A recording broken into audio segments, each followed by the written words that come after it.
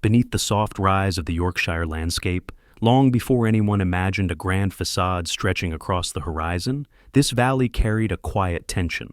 It was the kind of land that looked ordinary from afar, rolling hills, scattered woods, and a river that moved without hurry.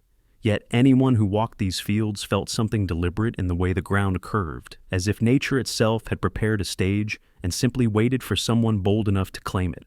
Two estates once ruled this place, standing apart like wary neighbors who shared boundaries but not destinies. On one side, the remnants of Harewood Castle rose above the trees, its stone walls weathered but proud, a reminder of an older world built for defense and hierarchy. On the other, Gawthorpe Hall spread across gentler ground, more manor than fortress, shaped by families who lived not by the sword, but by careful alliances and generations of cultivation. Both households carried the weight of their own histories, and each believed itself anchored firmly in this land. Yet nothing in their past suggested that something larger was approaching, an ambition that would fuse their territory into a single, unified realm. The castle estate, with its crumbling battlements and echoes of medieval rituals, represented the end of one era. Gawthorpe, though more refined, had begun to feel too small for the growing aspirations of those who inherited it. The valley was perfectly positioned between these two worlds, and it seemed to wait, patient and silent, for the arrival of a family capable of weaving the old strength of the castle and the gentler refinement of Gawthorpe into something unprecedented. For years, the land shifted between owners, each leaving small marks, a boundary wall here, a new path cut through the woods there, but nothing substantial enough to alter its destiny. The ancient families who held these properties knew the terrain intimately, where the river bent after heavy rain, where the soil was richest, where the wind carried the scent of heather down from the moors. Still, neither lineage foresaw that the valley itself would outgrow their legacies. By the late 17th century, the once clear division between the two estates began to dissolve. Transactions, inheritances, and quiet deals made in distant drawing rooms gradually bound their fates together until the old identities of castle and hall no longer stood apart. The moment of true convergence came not from tradition, but from opportunity. Wealthy buyers, outsiders with broader ambitions, looked across these 1,000 acres and saw not two separate histories, but the foundation for something entirely new. What the earlier families treated as endpoints became, in the eyes of newcomers, a beginning. The land, with all its layered stories, offered enough space to imagine a residence on a scale that Yorkshire had never witnessed. And so, the valley, shaped by centuries of quiet resilience, prepared to host a creation that would redefine its purpose. Everything was in place: the merging of estates, the dissolution of old borders, the quiet retreat of the past. All that remained was for someone to arrive who could sense the potential hidden in these gentle hills and envision a home that would rise above them, not as a refuge or a fortress, but as a statement. The valley, once the silent middle ground between two worlds, was finally ready to become the birthplace of something extraordinary. Gawthorpe had once been the pride of its owners, a house built not for grandeur but for continuity, a place where generations traced their lives through creaking staircases and rooms softened by age. Yet by the time new ambitions reached the valley, its walls carried a tiredness they could no longer hide. Plaster peeled in delicate curls, floors dipped slightly where countless footsteps had worn them down, and the structure seemed to exhale with the effort of simply standing upright. It wasn't ruin, not yet, but it bore the unmistakable look of a house whose best years were behind it.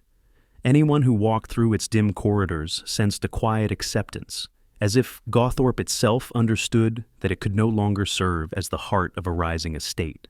Not far from it, Harewood Castle, a relic from an even older century, stood like a warning of what time eventually does to stone. The castle's remaining towers pierced the sky in jagged silhouettes, each one a reminder of a long-vanished world. Wind threaded through cracked battlements, carrying with it the hollow whistle of empty chambers and forgotten watchposts. Moss crept steadily across the damp masonry, softening edges that once signaled authority. Local families still remembered stories of the castle's stronger days, but those stories had become just that, memories, drifting further from the truth with each passing decade. As the world modernized, the castle's shape seemed less like a symbol of power and more like a monument to what happens when power fails to adapt. Walking between these two places, the tired manor and the fading fortress, one felt the weight of transition. The estates, once guardians of their respective identities, now appeared caught between eras, unable to fully embrace the future, yet no longer anchored to the past. Gawthorpe, with its sagging beams, represented a gentler decline, a home doing its best to remain useful, though its foundations whispered otherwise. The castle, in contrast, revealed its downfall outright, its open wounds exposed to wind and time, demanding acknowledgement from anyone who dared approach its walls. Together, they formed an unmistakable picture. The valley had outgrown both. It was becoming increasingly clear to those observing the landscape that neither of these structures could lead the estate into a new age. The administrative demands, social expectations, and personal ambitions of the era required something beyond repair work and sympathetic restoration.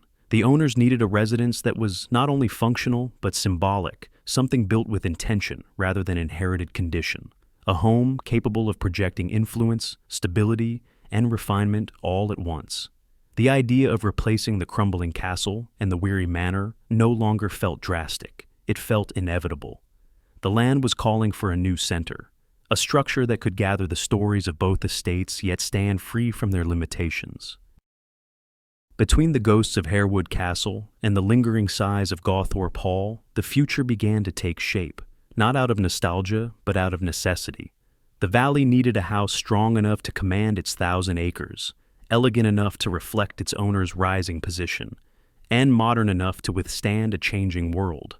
The decision was no longer a question of if, but when the old would finally step aside for the arrival of something entirely new. By the time the valley had reached this moment of quiet expectancy, the Lascelles family was already shaping a reputation far beyond Yorkshire. Their story did not begin in these green hills, but thousands of miles away, across warm seas and distant trade routes, where fortunes were built on the relentless machinery of colonial commerce. From those far-off islands came wealth vast enough to alter not only the life of a single family, but the landscape of England itself. When Henry Lascelles acquired the combined estates in the early 18th century, he did so not as a caretaker of legacies past, but as someone thinking ahead, calculating possibilities with the calm precision of a merchant accustomed to weighing risks and returns. The land he purchased was expansive, well situated, and rich with potential, but it lacked a residence worthy of the name he intended to establish. His son, Edwin Lascelles, inherited both the fortune and the ambition. Where his father saw opportunity, Edwin saw destiny. He was a man who understood the power of architecture as a language, how a building could speak before its owner ever said a word. In the circles where influence mattered most, a home was not just a place to sleep, it was a declaration, a statement carved in stone. The fading castle and the exhausted Gawthorpe manor could never express the scale of what Edwin envisioned. They belonged to earlier generations whose ambitions had been smaller, whose horizons had been closer. Edwin stood on the threshold of a new social landscape, one in which the rising elite sought to align themselves with the great dynasties of the past by building estates that felt timeless from the moment their foundations were laid. The Lascelles' wealth, built on networks spanning oceans, created a paradox. They held power that stretched across continents, yet lacked a single residence in England that reflected such breadth. Edwin understood that without a physical symbol, a home that would root the family in British soil, fortune alone could appear fragile, transient, or dependent on distant shores. A grand estate would anchor the family's identity, transform their status, and project permanence in a world where reputations could rise or fall as quickly as markets shifted. And so, the valley, with its merged estates and its dormant potential, became the focal point of his ambition.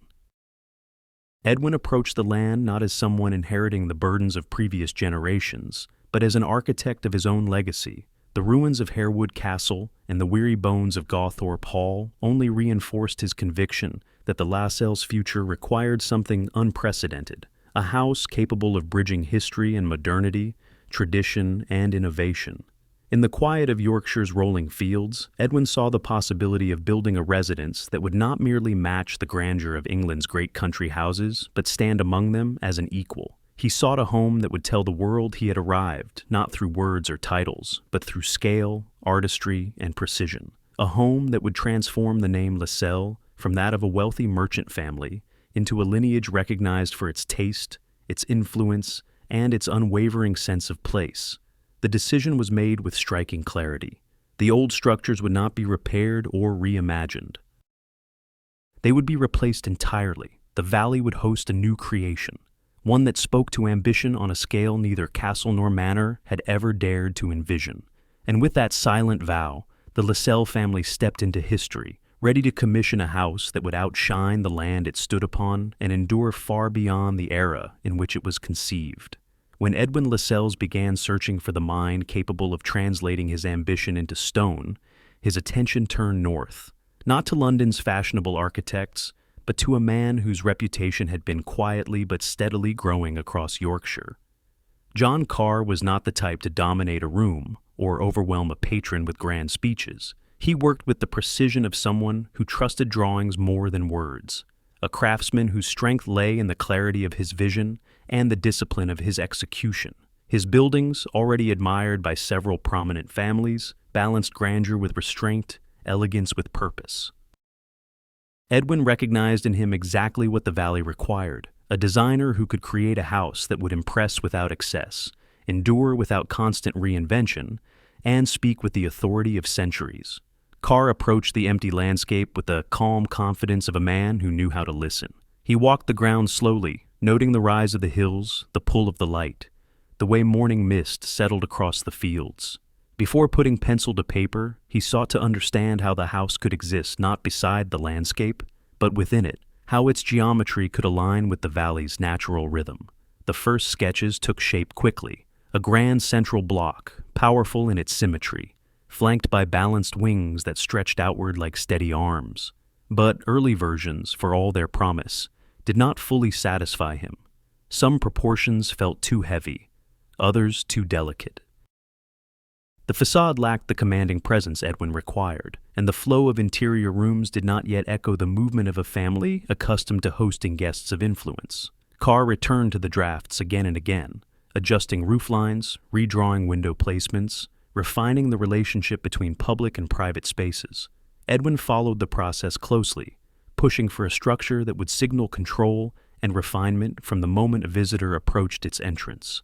With each revision, the plan grew more assured.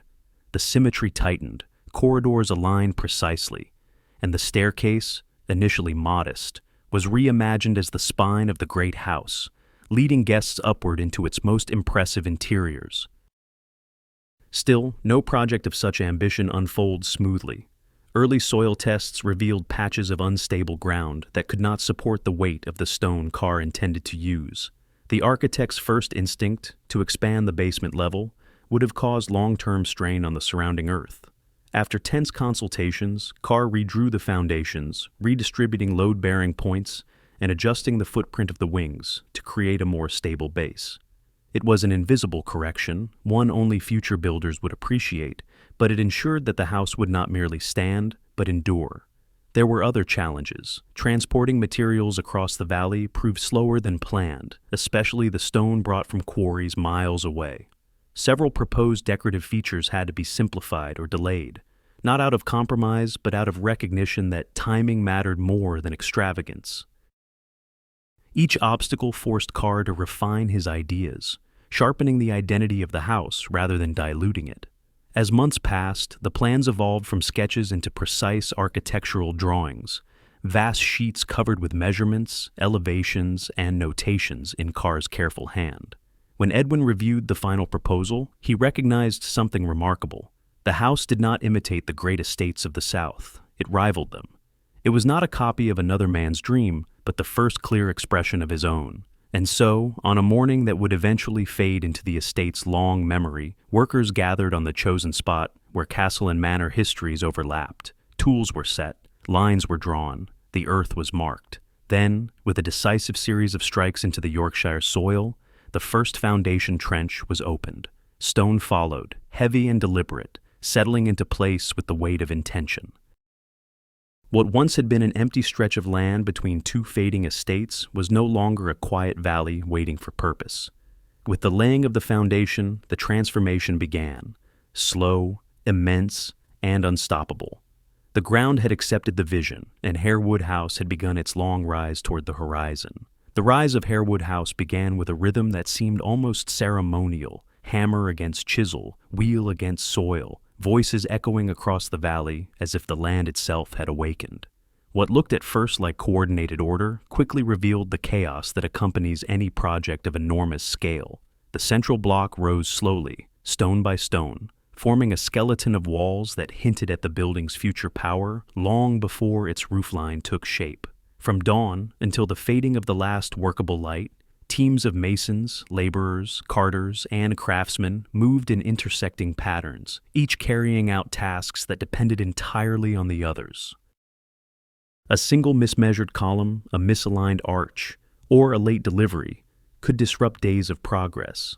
The greatest challenge came from Carrara, where Edwin had insisted on sourcing marble to ensure that the house's interiors would rival those of Europe's finest estates. Ships carrying the precious stone were delayed by storms, shifting political winds, and the unpredictable nature of maritime trade. More than once, word reached Harewood that a shipment had been damaged at sea or held up in port. Each delay rippled through the entire project, pausing work on staircases, fireplaces, and decorative elements that relied on the imported material. Carr attempted to compensate, rearranging schedules, redirecting labor, and approving work on auxiliary elements, but the absence of stone created tension not only in the timeline, but among the men responsible for completing the job. Arguments became common around the construction site. Master masons accused carters of damaging blocks before they even reached the scaffolding. Carters insisted the stonecutters were wasteful, chipping away too much of the valuable material. Supervisors clashed over deadlines, with some insisting that Carr's designs were too ambitious for the speed demanded. Rumors occasionally spread that one workshop had sabotaged another's efforts. Nothing catastrophic, but enough to create doubt. The rivalry grew more pronounced as certain craftsmen realized that the pieces they created for Harewood House could define their reputations far beyond Yorkshire. Excellence promised prestige, mistakes threatened obscurity. This was no ordinary building site. It was a proving ground. Despite conflicts behind the scenes, the shell of the house continued to expand. The wings extended outward with precise symmetry, their walls climbing higher each season. Inside the main block, scaffolding reached dizzying heights, supporting workers who carved cornices and assembled beams with deliberate care. The frame of the great staircase, once a collection of theoretical lines on Carr's vellum, took shape as a sweeping architectural statement, curving upward with the confidence of a structure destined to impress for centuries. Weather became an unexpected adversary. Yorkshire's rains turned pathways into mud, slowing the transport of materials. Freezing temperatures made mortar unreliable, forcing workers to pause delicate operations or risk cracks that would later compromise the structure. Carr walked the site daily, his boots sinking into the wet earth as he assessed which tasks could proceed and which must be postponed. Edwin, though patient in his ambition, watched each setback with a mixture of frustration and resolve. His goal was not simply completion, it was perfection. Yet even with delays, competition, and the relentless strain of the elements, the house continued its ascent. Season after season, workers adjusted to obstacles with the stubborn determination of people who understood they were part of something larger than any individual misstep. The great facade grew more defined. Windows settled into their frames, columns locked into place with heavy authority. Every day brought progress, and every day threatened it, a balance between advancement and disaster that gave the construction site a quiet tension, as though the building tested the men nearly as much as they shaped it. Years folded into decades, and although not all original workers remained to see the project reach maturity, their labor carried forward through those who replaced them.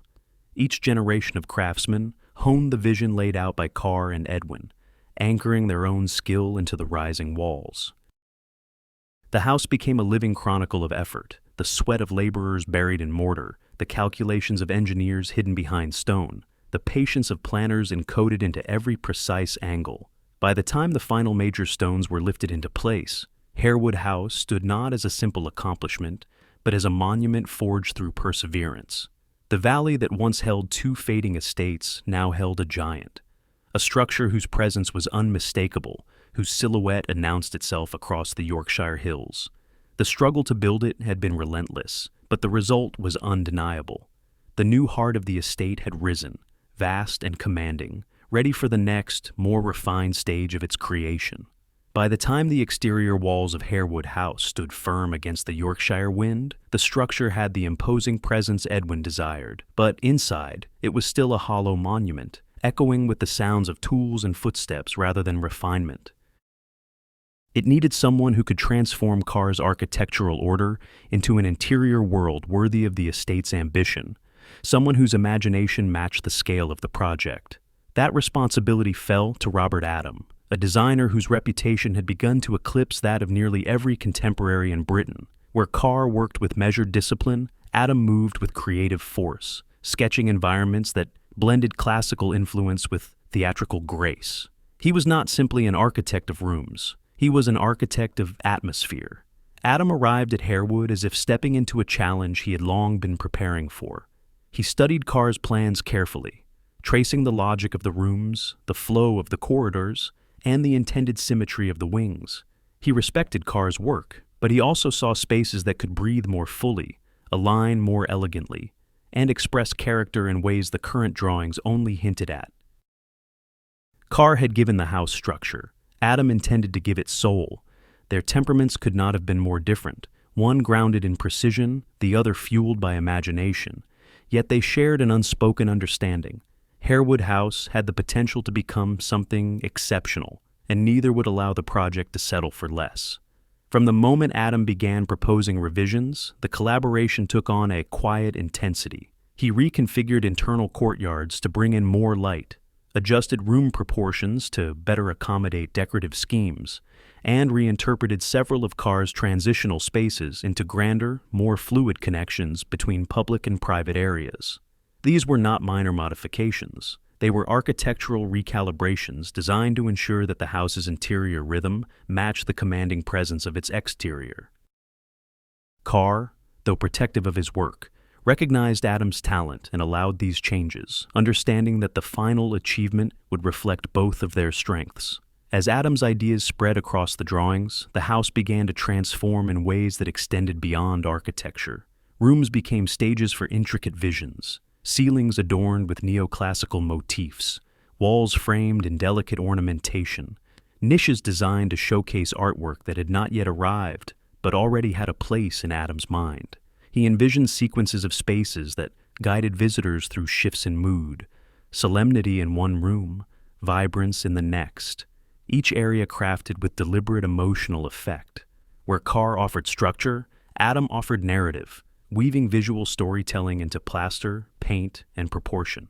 The craftsmen who had once competed over stone now found themselves challenged in new ways. Adam demanded precision in decorative work rarely seen in Yorkshire, from delicate rosettes carved into cornices to sweeping stucco designs that required both artistry and discipline. Workshops filled with murmurs, some admiring the innovation, others overwhelmed by its complexity. But gradually, as Adam's patterns came to life, resistance faded. The house was becoming more than a residence. It was turning into a masterpiece crafted layer by layer.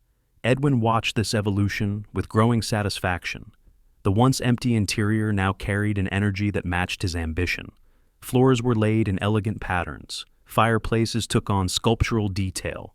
The grand staircase connected the levels not merely as a means of movement, but as an architectural gesture that invited guests upward into the more sophisticated chambers above.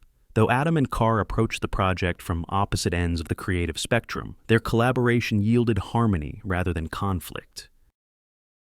They were united by a single purpose: to create a house that would stand not only as a testament to its time, but as a statement for generations. Every refinement Adam made enhanced Carr's foundation, and every structural rule Carr enforced grounded Adam's imagination. Gradually, the interior world of Harewood House emerged with a sense of cohesion that belied the contrasting personalities behind it. What began as walls enclosing vast emptiness transformed into an environment shaped with clarity, beauty, and intention. The house was no longer just rising, it was awakening, ready to reveal its grandeur to anyone who crossed its threshold. As the shell of Harewood House settled into its final form, the transformation shifted from monumental construction to the finer artistry that would determine whether the interior could truly match the scale of Edwin's ambition. The grand rooms, once bare expanses of stone and timber, began to take on layers of identity with every stroke of a brush and every precise placement of a decorative element. It was here, within these walls, that the new heart of the estate would be judged, not by its size, but by the impression it left on anyone who crossed its threshold. The craftsmen turned their attention upward first, toward the ceilings that would crown each room. Elaborate plasterwork blossomed overhead in sweeping patterns that unfurled like delicate lace carved into stone. Neoclassical motifs appeared in graceful arrangements of foliage, scrolls, and geometric borders, each one echoing Adam's unmistakable style. What had once been blank surfaces now drew the eye with deliberate rhythm, leading visitors from one chamber to the next through visual continuity. Columns rose beneath these ornate ceilings, slender, elegant features that didn't overwhelm the space but guided movement through it, subtly reinforcing the hierarchy of rooms. Hidden within this grandeur, Adam introduced a series of quiet surprises: concealed doorways masked behind paneling, narrow service corridors tucked into the thickness of the walls, and small interior courtyards designed to wash select rooms in natural light. These features were practical in purpose, yet executed with such refinement that they became part of the house's character rather than mere functional elements. Servants could move invisibly, guests could transition seamlessly, and the entire interior operated with a sense of effortless order. But beneath this elegance lay a tension that hovered over the project. The exterior of Harewood House had already earned admiration for its scale and symmetry. Expectations for the interior were even greater. Edwin envisioned rooms that would rival the splendor of the most celebrated European estates, places where art, furniture, and architecture would merge into a unified statement of power. The question lingered among those working within these walls: could the interior truly rise to that challenge? Each detail carried the weight of that pressure.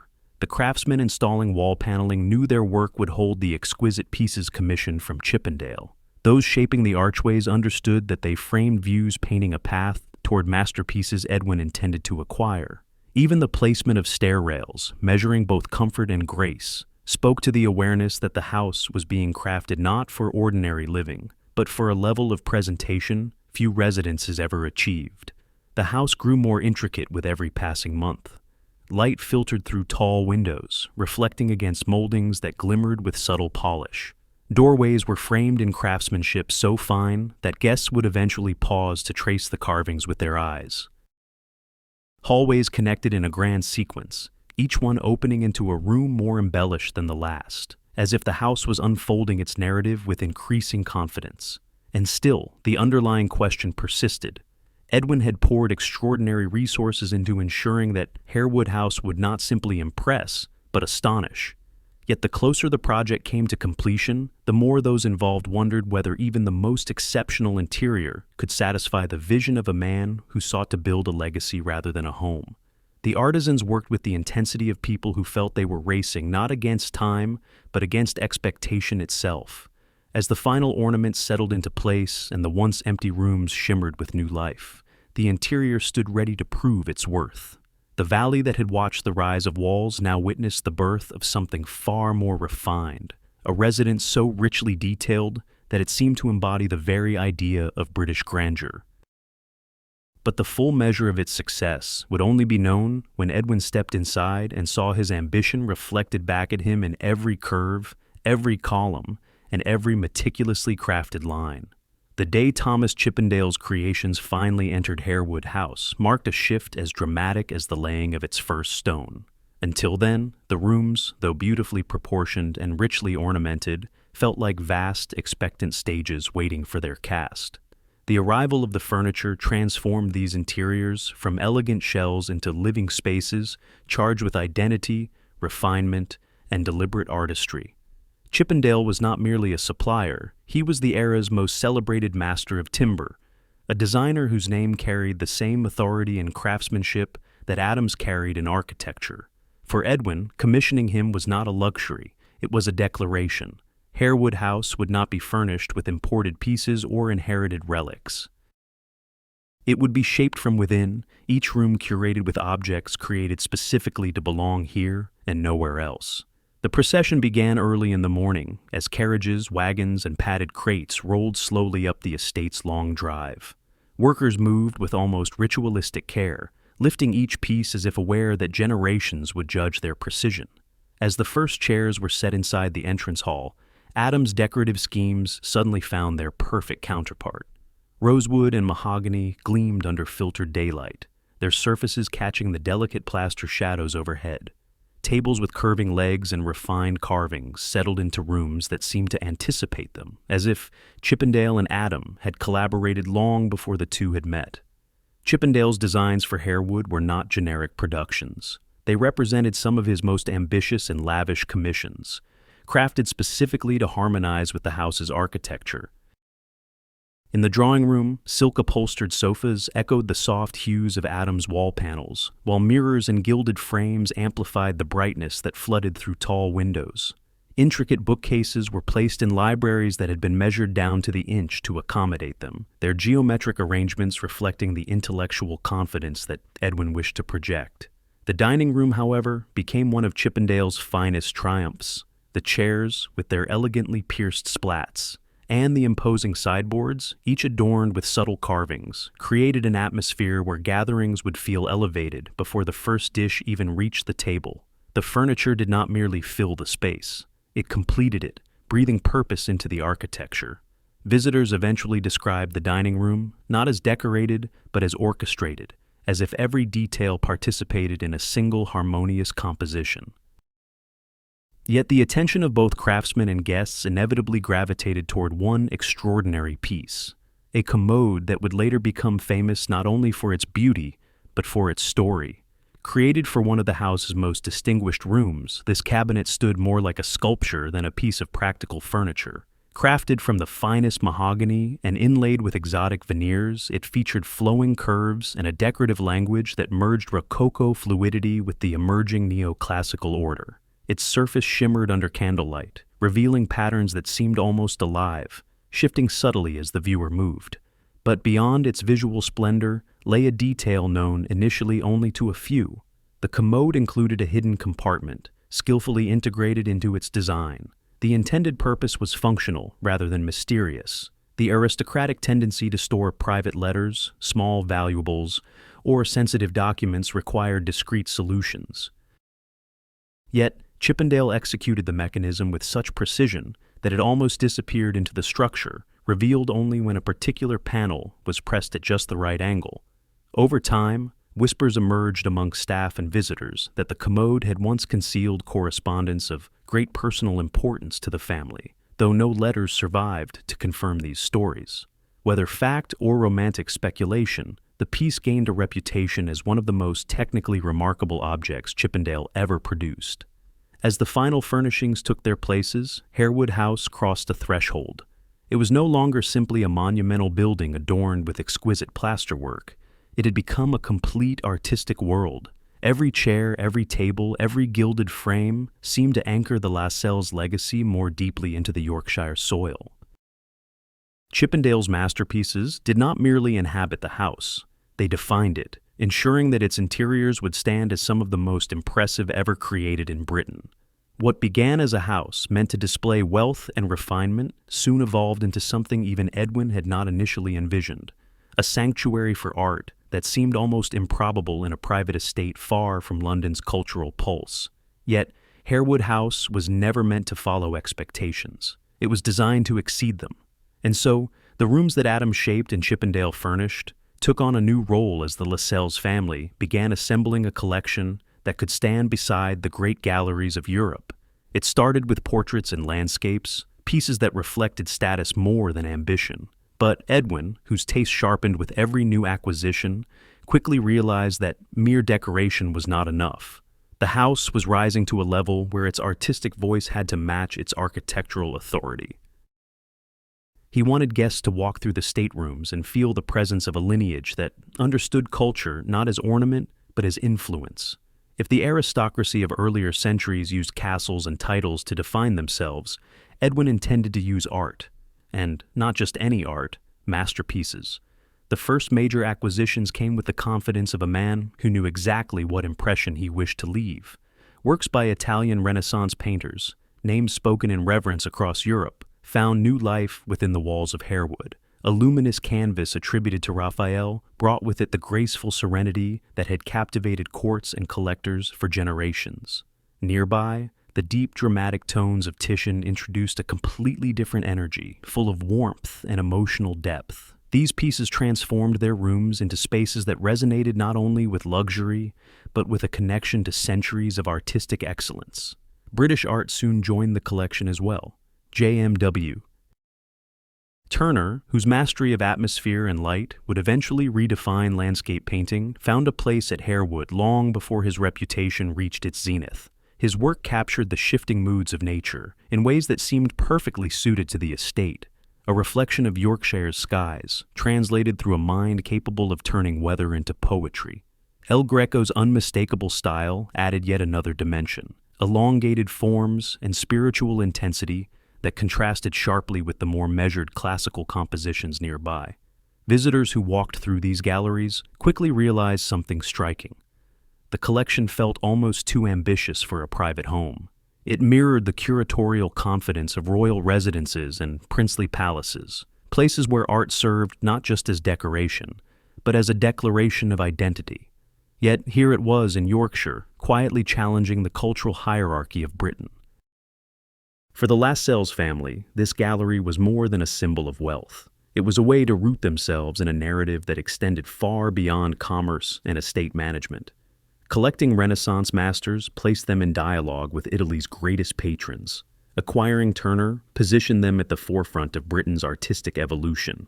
The house, which began as a display of architectural ambition, was becoming a statement about intellectual and cultural aspiration. The irony was that such a collection did not logically belong here, not in a valley carved by ancient castles and aging manor houses.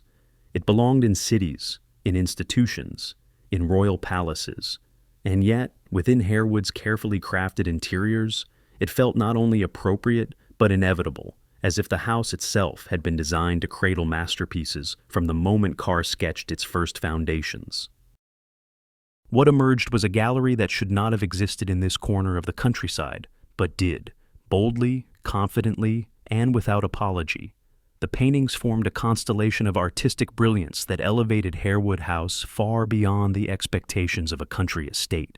Every canvas contributed to a legacy that would extend well past Edwin's lifetime, ensuring that art, rather than architecture or landscape alone, would help define the enduring identity of the house.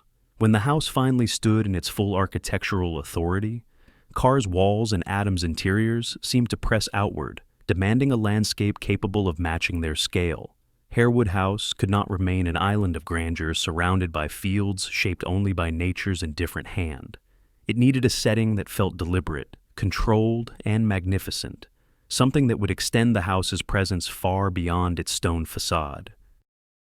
For this, Edwin turned to the one man whose influence on English landscapes would later become legendary: Lancelot Capability Brown. Brown arrived with the eye of someone who saw not what the land was, but what it could become. He stood on the rise overlooking the estate and considered the entire 1,000-acre canvas with quiet certainty. To the untrained observer, the valley seemed already picturesque, its rolling hills and scattered trees forming a pleasant backdrop. But Brown saw tension in the contours, slopes that fell too sharply, clusters of vegetation that broke the harmony, and a river whose path lacked the graceful sweep he envisioned. What looked natural was, in truth, unfinished. His approach was radical, yet deceptively subtle. Rather than imposing strict geometric order, as earlier garden designers had, Brown aimed to create landscapes that felt organic, even though almost every curve was the result of meticulous engineering. The first major transformation began with water. The existing stream was redirected, widened, and deepened until it formed a shimmering lake that appeared as though it had always belonged there.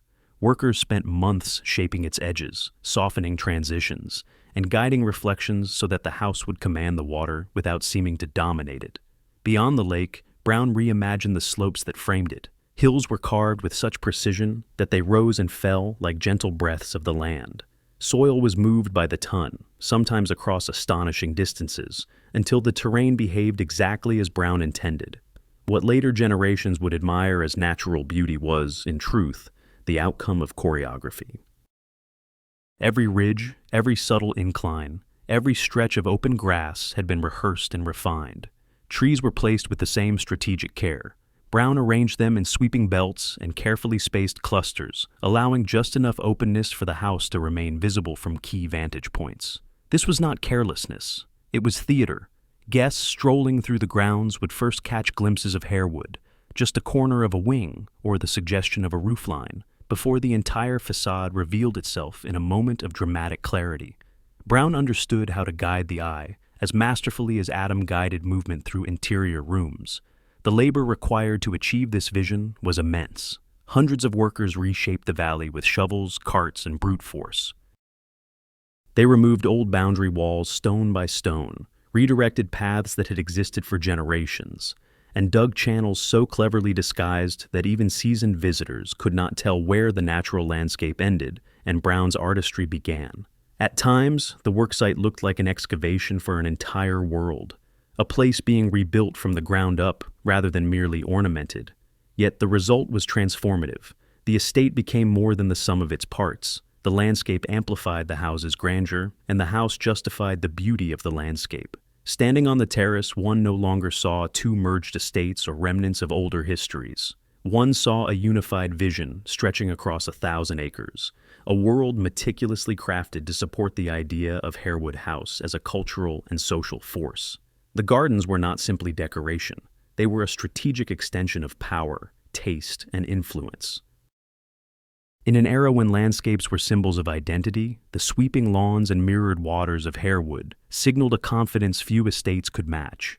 Brown's work anchored the house in a setting so harmonious and seemingly untouched that visitors often forgot how much labor had been required to make it appear effortless. Ultimately, the landscape became inseparable from the house's legacy. Without Brown's contributions, Harewood would have been impressive. With them, it became extraordinary, a place where architecture, art, and nature merged into a single, expansive vision that has defined the estate's character ever since.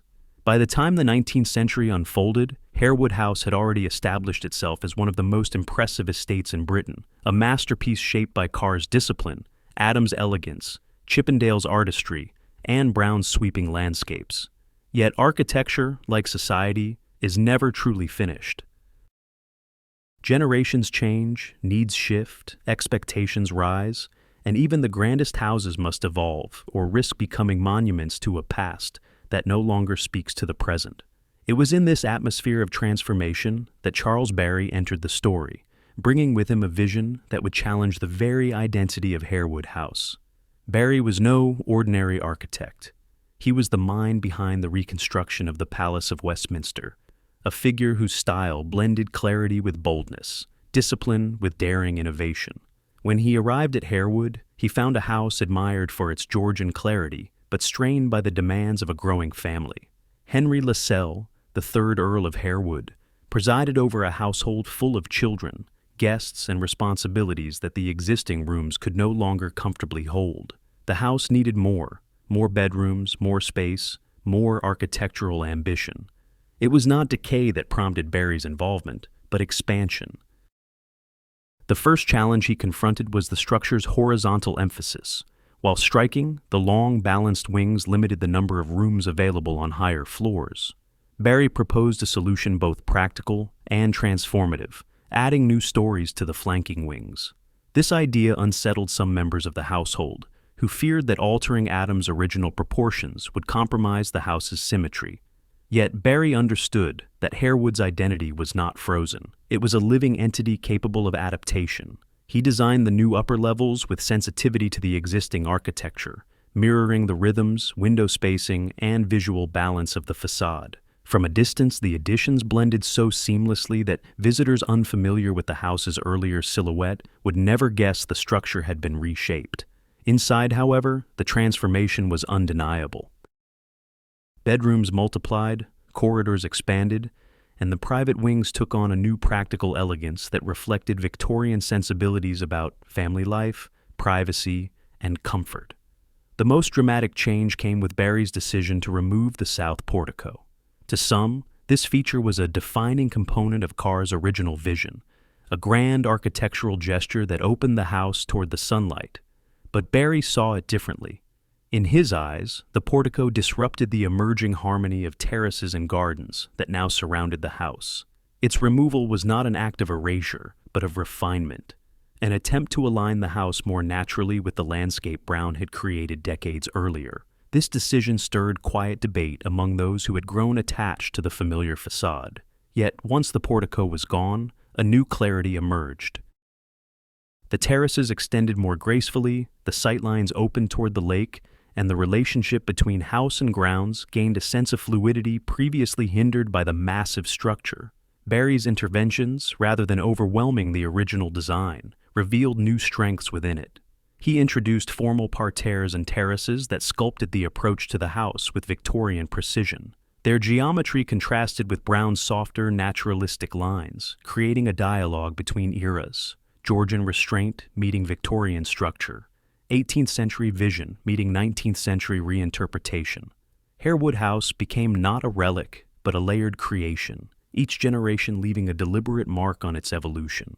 Yet, as the final stones of Barry's additions settled into place, a quiet uncertainty lingered beneath the admiration. Harewood had been transformed before, but never so boldly. The estate that began as a Georgian triumph had now absorbed an entirely new architectural vocabulary. The question that hovered silently over the newly completed terraces and freshly raised wings was one that no architect could answer. Had the house been strengthened by its rebirth, or had it been pushed just slightly beyond the balance that made it extraordinary in the first place? Only time would reveal whether Harewood's second incarnation would stand with the same confidence as its first. When Princess Mary first crossed the threshold of Harewood House, the estate felt the shift immediately. The house that had once embodied the ambitions of merchants and aristocrats was about to enter a new phase, one shaped not by architects or landscape designers, but by the quiet gravity of royal presence. Princess Mary, the only daughter of King George V, arrived not simply as the wife of Henry Lascelles, Viscount Lascelles, but as a symbol of continuity between monarchy and countryside, tradition and modernity. Her arrival carried with it a subtle but unmistakable transformation. The family had lived nearby in Goldsborough Hall, a residence that suited the early years of their marriage, but Harewood offered something Goldsborough never could: space on a scale suited to royal expectations. A setting that could host not just intimate gatherings, but entire currents of social and political life. When Henry inherited the estate after his father's passing, the move to Harewood was not merely practical, it was ceremonial. Staff lined the entrance hall, curtains rustled with nervous adjustments. The echo of footsteps through the grand reception rooms carried a sense of anticipation, as though the house itself understood that a new authority was entering its walls. Princess Mary's presence altered the rhythm of Harewood from the moment she settled into its rooms. Corridors that once echoed with the quiet pragmatism of estate life now filled with the cadence of courtiers, advisors, and distinguished visitors. The house began to function as a subtle extension of royal etiquette, where conversations held in the drawing room had implications far beyond Yorkshire. The great dining room, once a stage for aristocratic display, now hosted gatherings that blended family occasions with the diplomatic nuance of royal observance. The staff adapted quickly, adjusting routines to support the precision required for formal engagements, while maintaining the warmth that defined the Lascelles household. Princess Mary brought with her a steadfast devotion to public service, and Harewood became a center for charitable and cultural initiatives. Activities connected with hospitals, local institutions, and regional arts found a new anchor within its walls. The estate's long tradition of hosting musical events expanded, and the house became a gathering point for figures engaged in shaping Britain's cultural landscape. Without altering the physical structure of Harewood, she transformed its meaning. The house, once built to impress, was now called to serve. Despite its grandeur, Harewood did not become an austere residence under Mary's influence. Instead, it took on a balanced character, part royal seat, part family home. Children's voices echoed in rooms once reserved for formal display. Family evenings replaced grand receptions, and the gardens, designed for scenic drama, became spaces for quiet walks and moments of reflection. Those who visited often remarked that the house felt both regal and welcoming, its vastness softened by the steady presence of a woman whose sense of duty was matched by her sense of humanity. Yet beneath the composure of daily life, signs of a changing world began to gather. The 20th century was unraveling at a pace no estate, however grand, could escape.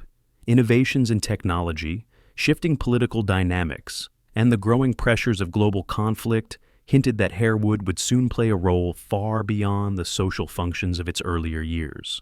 Princess Mary and Henry navigated these changes with the same steadiness they brought to their public lives, but the house itself seemed to brace quietly, as though anticipating challenges unlike any it had faced before.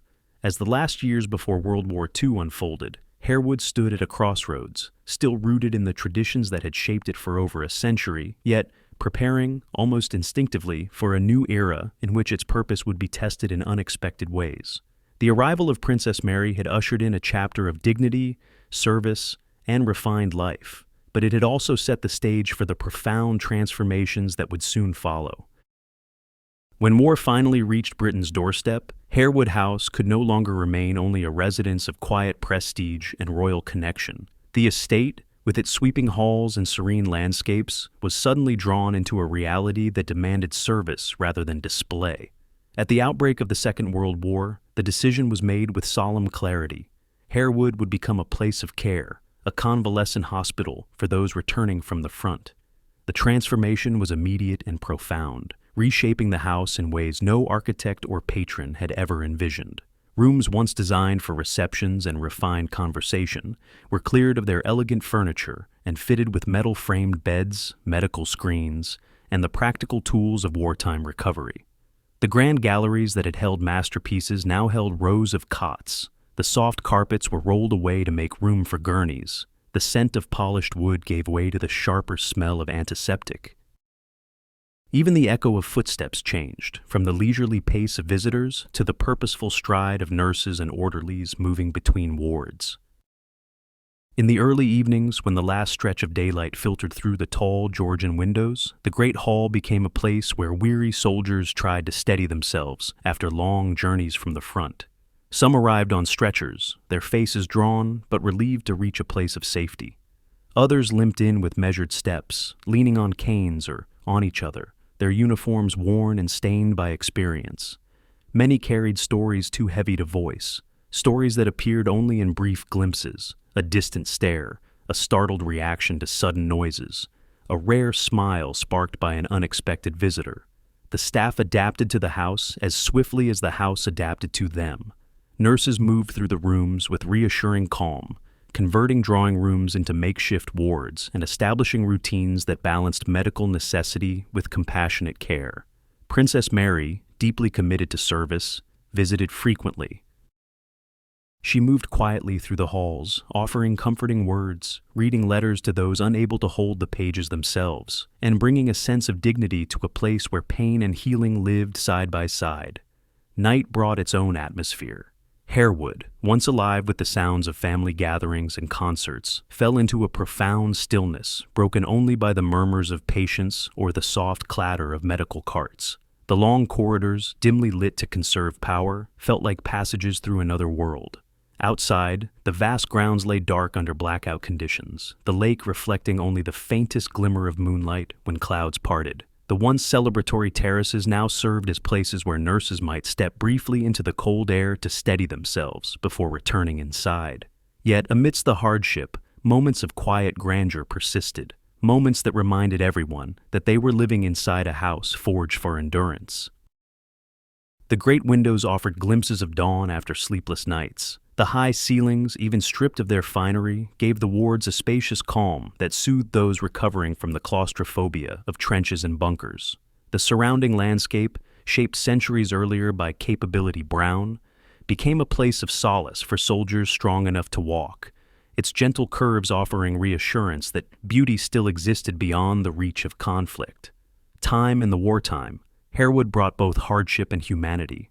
Farewells unfolded in rooms once filled with music. Reunions happened unexpectedly in corridors that had witnessed generations of aristocratic elegance. Some patients left with renewed strength, stepping back into a world still shaped by uncertainty. Others remained longer, becoming fixtures of the hospital's rhythm until recovery finally reached them.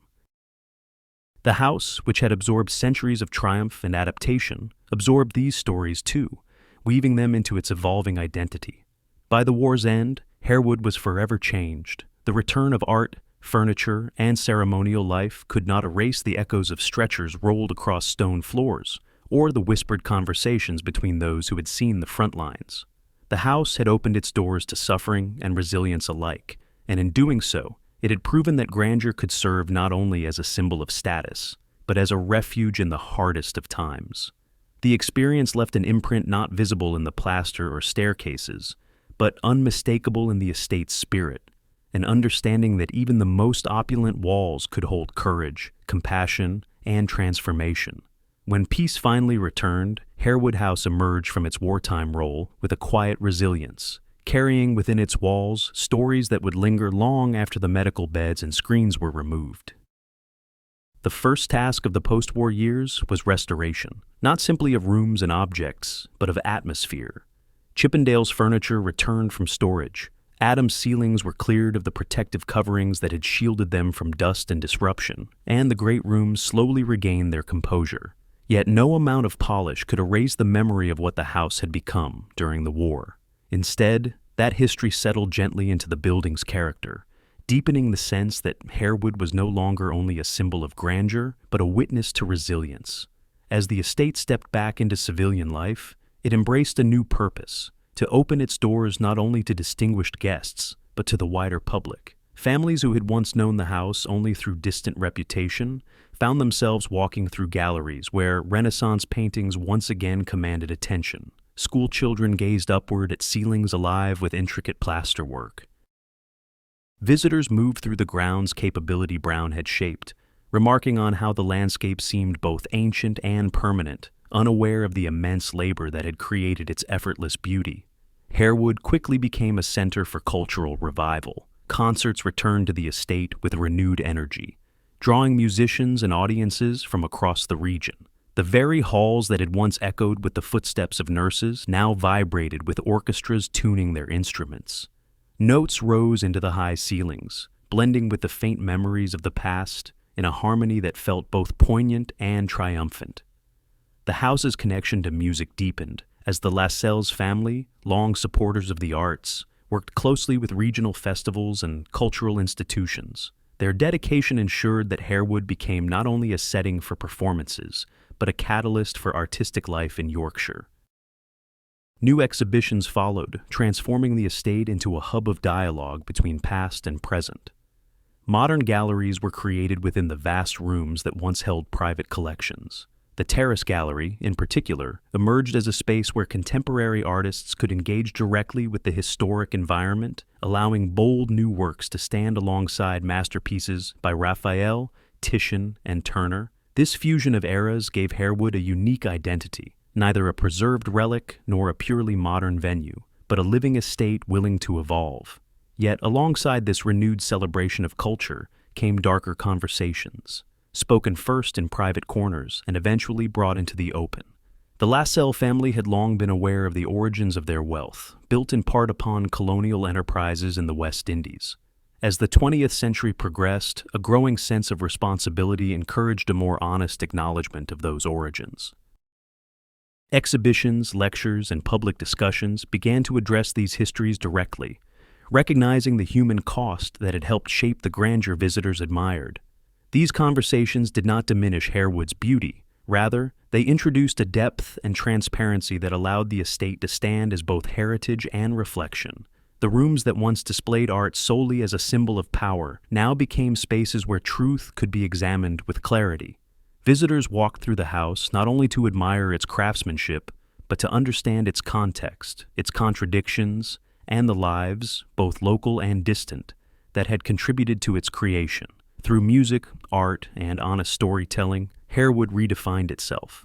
It became a place where the past was neither concealed nor romanticized, where celebration and reflection could coexist, and where every room carried layers of meaning shaped by centuries of transformation. The estate's grandeur persisted, but now it was accompanied by a quiet, thoughtful acceptance that history is rarely simple and never complete. In this post-war rebirth, Harewood House stood not as a frozen monument, but as a dynamic, evolving estate, one capable of holding beauty, memory, and truth in equal measure. In the decades that followed its post-war transformation, Harewood House emerged as something few estates ever managed to become. Not a relic preserved behind ropes, nor a mere attraction curated for weekend visitors, but a living organism, one that continued to shift, expand, and reinterpret itself with each passing generation. By the dawn of the 21st century, the estate stood at the intersection of history and modernity, operating simultaneously as a family home, a museum, a cultural venue, and a landscape designed for both reflection and discovery. The Lascelles family remained deeply connected to the estate, their private quarters quietly integrated into a property increasingly oriented toward public engagement. Visitors wandering through staterooms might hear faint footsteps beyond a closed door, a reminder that Harewood was not only a monument to the past, but a place where present life unfolded. That coexistence between heritage and lived experience became one of the estate's defining qualities.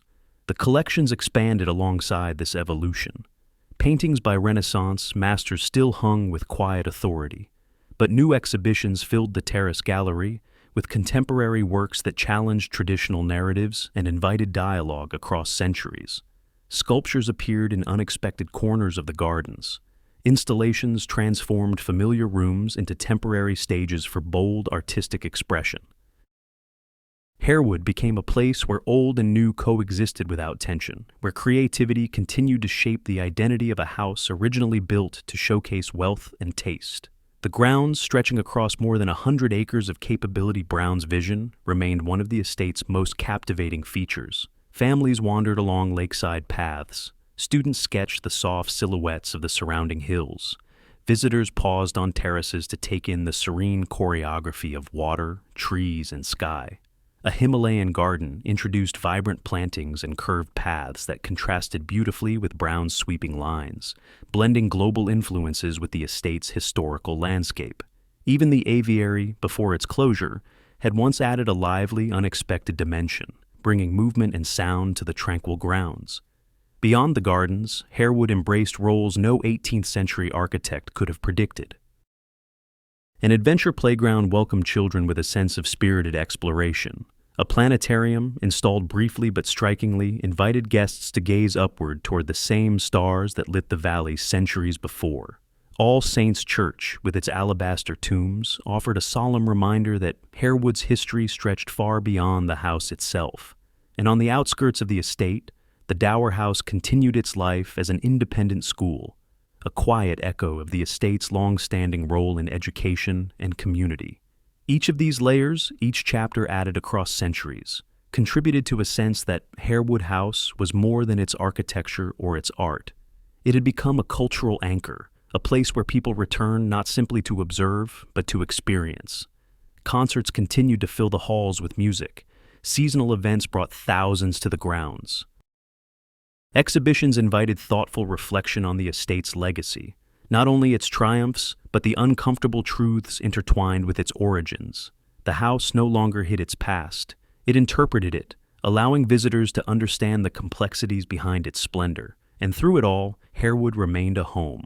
David Lascelles, the 8th Earl, carried the family's legacy forward, not by preserving the house in stillness, but by ensuring it stayed connected to the world around it. Under his stewardship, the estate became an evolving dialogue between lineage and modern purpose, honoring history while embracing progress. Yet, for all its openness, Harewood still held mysteries, small, quiet ones that lingered in rooms where time seemed to pause. the creak of a floorboard in a corridor seldom visited, the faint scent of old books in a library where sunlight fell, just as it had 2 centuries earlier. The sensation, felt by many who walked its halls, that the house remembered everything: the ambitions of its creators, the resilience of its wartime years, the conversations whispered behind closed doors, the joys and struggles of the families who shaped it. And so, the central question endures: how does a house survive centuries of change, shifting from Georgian symbol to Victorian powerhouse, from wartime refuge to modern cultural landmark, without losing the essence of what makes it extraordinary? Perhaps the answer lies not in its architecture or collections, but in its ability to adapt, while still holding the memory of every life that has passed through its doors. Harewood House continues to live because it refuses to become static. Every generation adds something: an idea, a performance, a conversation, a transformation. Its walls protect history, but they also invite new stories. Its rooms preserve the past, yet remain open to the future. It is a house that remembers, but also a house that listens. And if its walls could speak today, they would likely reveal that the most compelling chapters of Harewood's story are not those already known, but those still unfolding quietly, waiting for the next visitor to sense their presence.